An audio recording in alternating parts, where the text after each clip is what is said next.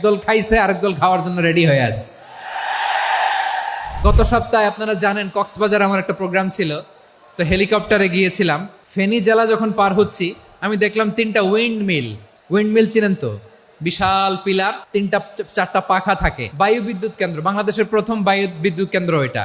Muhuri project বলে এটা সম্ভবত, মুহুরী প্রজেক্ট। তো সাগরের বাতাসের ঝাপটায় এটা ঘুরে এনার্জি হয়, ইলেকট্রিসিটি উৎপাদন হয়। তো আমি পাইলটকে বললাম, ভাই এগুলো থেকে কেমন ইলেকট্রিসিটি উৎপাদন হয়? কয় হুজুর একটু হয় না, কিছুই হয় না। কিছুই হয় না মানে?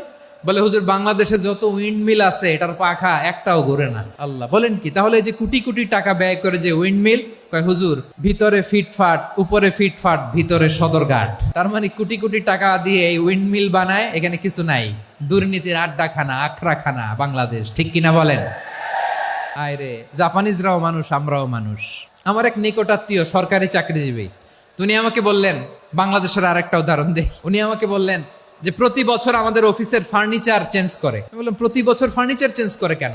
বলে যে ফার্নিচার নতুন পারচেজ করলেই তো এখানে টাকা, নতুন কিনতে পারলেই টাকা, নতুন উন্নয়নের সবক শোনাতে পারলেই টাকা। প্রথম আলোর রিপোর্ট, কি আলো?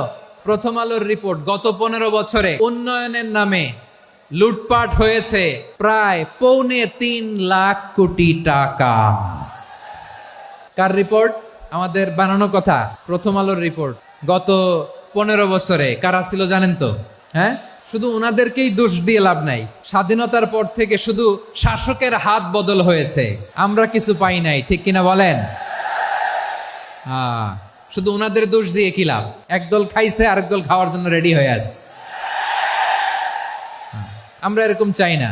আমরা চাই স্বাধীন সার্বভৌম বাংলাদেশ। আমরা চাই দুর্নীতিমুক্ত বাংলাদেশ। আমি নিউজটা যে কতবার পড়লাম, এটা কি সম্ভব? 3.25 লাখ কোটি টাকা লুটপাট, মানে লুটপাট করতে করতে এদেশের জনগণকে ফুটপাতে বসায়। প্রিয় ভাইয়েরা, তাহলে জাপানের মানুষও মানুষ, আমরাও মানুষ। সিদ্ধান্ত আপনার, কোন মানুষ হবেন, ভালো মানুষ না খারাপ মানুষ? আজকের আলোচনার বিষয় হচ্ছে মানব সম্পদের উন্নয়ন, human resource development. It's a process to increase the capacity of knowledge, skill, capacity of the people of a country. একটা দেশের মানুষের জ্ঞান, তাদের দক্ষতা কি করে বাড়ানো যায়, বাড়িয়ে দেশের উন্নয়ন করানো যায়, এটাই হচ্ছে মানব সম্পদ উন্নয়নের মূল কথা। তাহলে মানব সম্পদ হচ্ছে একটা দেশের সবচাইতে শক্তিশালী পুঁজি। প্রাকৃতিক সম্পদ, খনিজ সম্পদের চেয়েও দামি হচ্ছে মানব সম্পদ। আমার প্রিয় যশোর, প্রাকৃতিক সম্পদ, খনিজ সম্পদের চেয়ে দামি সম্পদ কি সম্পদ? আল্লাহ তাআলা দয়া করে আমাদেরকে এই মানব সম্পদ দিয়েছেন। আসুন আমাদের এই মানুষগুলোকে আমরা সোনার মানুষ বানাই। রাজি আছেন তো সবাই? রাজি আছেন? মানুষ পারে না এমন কোনো কিছু নাই, চাইলে সব পারে। এজন্য মানুষকে তারবিয়া দিতে হবে, যথাযথভাবে তাদেরকে গড়তে হবে। আসুন আমরা সিরাতের আয়নায় বিশ্বনবীর জীবনী থেকে দেখি তিনি কিভাবে হিউম্যান রিসোর্সকে ম্যানেজ করতেন। যদি আপনাদের সময় হয়, দু একটা উদাহরণ দিয়ে আজকে আমি আমার আলোচনার বিদায় নিব। হবে সময় হবে কয়েক মিনিট। হ্যাঁ, শান্ত থাকবেন তো? শান্ত থাকবা? হ্যাঁ, ঠিক আছে। এই ধাক্কার মধ্যে ঢুকছে, এবার মজা বুঝতেছো তো? হ্যাঁ, মানা করছিলাম না? ঠিক আছে, টের পাও।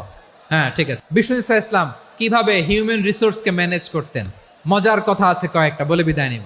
বিশ্বনবী কিভাবে এই মানব সম্পদকে ম্যানেজ করতেন? বিশ্বনবী he was a very good talent hunter, চৌকস ট্যালেন্ট হান্টার ছিল। কার মধ্যে কি ট্যালেন্ট আছে দেখলেই বুঝে ফেলতেন।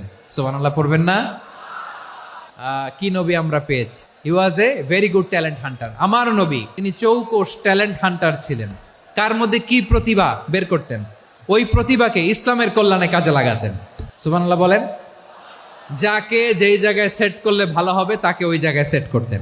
কয়েকজন সাহাবীর জীবনী শোনাই। আবু মাহজুরা রাদিয়াল্লাহু তাআলা আনহু, মক্কার মুয়াজ্জিন, আগে ছিল মুশরিক, পরে হয়েছে মুমিন। উনি কিভাবে মুমিন হইলেন এই ঘটনাটা একটু আপনাদের শোনাতে চাই। তো আপনাদের তো সময় নাই হাতে। হ্যাঁ, সময় আছে?